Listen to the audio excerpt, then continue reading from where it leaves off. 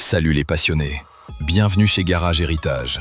Aujourd'hui, on s'attaque à une caisse qui va faire passer les futurs Jaguar électriques pour des voiturettes de golf. On parle de la XK-RS. C'est brutal, c'est anglais, et c'est peut-être le meilleur placement financier que vous puissiez faire avant que l'Europe ne débranche définitivement les moteurs thermiques. 8 cylindres, un compresseur et 550 chevaux qui ne demandent qu'à hurler.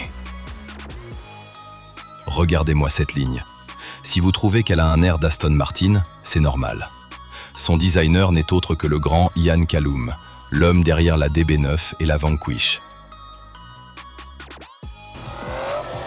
C'est une sculpture sur roue, surtout dans ce bleu French Racing Blue iconique. Elle est basse, elle est méchante avec son carbone apparent et ses entrées d'air béantes. On ne conduit pas une voiture, on conduit une œuvre d'art qui veut vous envoyer dans le décor. Sous le capot, c'est le Graal. Un V8 de 5 litres suralimenté par un compresseur.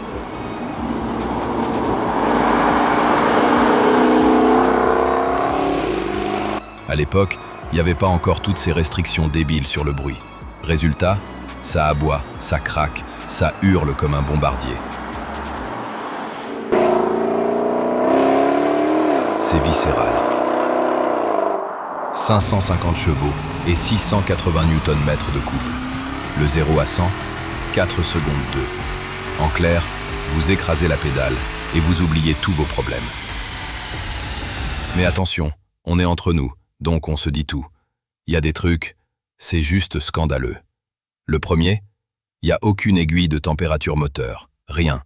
Sur un moulin de cette trempe, c'est une insulte. Vous roulez à l'aveugle sans savoir si la mécanique est prête. Deuxième point noir, les freins. Jaguar nous a sorti un monstre d'une tonne 7, capable de prendre 300 km/h, mais les freins sont totalement light.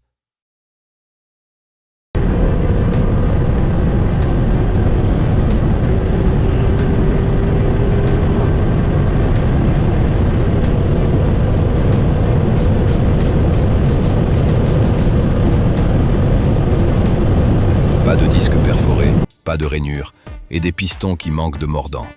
Si vous attaquez fort, vous allez vite sentir que ça sature.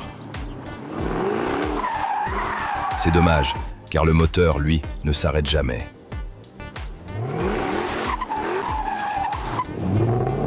D'ailleurs, Jaguar savait qu'ils avaient merdé sur les freins. C'est pour ça qu'ils ont sorti la XK-RS GT. Une version de compétition échappée du circuit, produite à seulement 30 ou 50 exemplaires dans le monde. Là, on a enfin des freins carbone céramique et une aéro de folie. C'est le Graal absolu, mais préparez le chéquier. Car elle est introuvable. Alors pourquoi acheter maintenant? Jaguar est en plein échec commercial. La marque passe au tout électrique et appartient au groupe indien Tata qui change tout. La XK-RS, c'est la fin d'une époque. Aujourd'hui, on en trouve entre 45 et 55 000 euros. C'est le prix d'un SUV neuf sans âme. Dans 10 ou 15 ans, quand le parc français sera rempli de piles électriques, une telle bête en vaudra facilement 70 ou 80 000. C'est rare, c'est beau, et ça ne se fera plus jamais.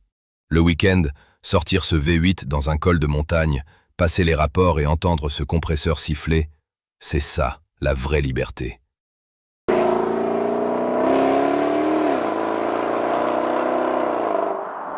Investissez dans le plaisir avant qu'il ne soit interdit.